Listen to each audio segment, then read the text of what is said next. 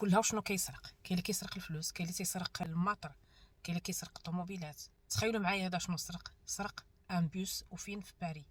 تو سامبلومون الشيفور كانت عنده واحد لابوز مع 5 ديال الصباح، نزل ياخذ قهوه، خلى الكونتاكت في لو بوس، واحد الاس دي اف طلع وديمارا لو بوس وبقى كيتجول في شوارع ديال باريس.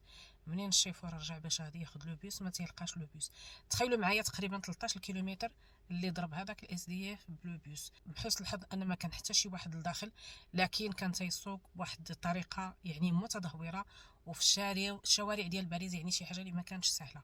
فبطبيعه الحال السائق علم الشرطه، بداو تيقلبوا وبلا لوكاليزاسيون استطاعوا انهم يلقاو هذاك لو بوس و اس دي اف كان كيدور به. فتخيلوا معايا ان الانسان اون فوا كيخلي الطوموبيل ديالو ولا اي شي حاجه بالكونتاكت، فراه ممكن. هذه المساله راها كانت معروفه، شحال من واحد كيستغل شي حد كيخلي لا فواتور ديالو كيهبط يشري غير الخبز وكيخلي الكونتاكت. ديروا اتونسيون لان هذه المساله ما كتضحكش، ولكن اللي غريب في الامر هو ان هادشي كان بحال شي فيلم. يعني هذيك الطريقه باش كان تيسوق بالتدهور في الشوارع ديال باريس، يعني بحال شي حاجه اللي بحال شي افلام. هادشي اللي وقع الحمد لله ما كانت حتى شي خطوره، ما كان حتى شي واحد راكب، ما دخل حتى في شي واحد. المهم ربي نجا الجميع، وقوه الهم كتضحك. ف كما قال هذاك ما طاحتلوش الفكره يدير شي حاجه اخرى، يسرق طوبيس. لا حول ولا قوه الا بالله.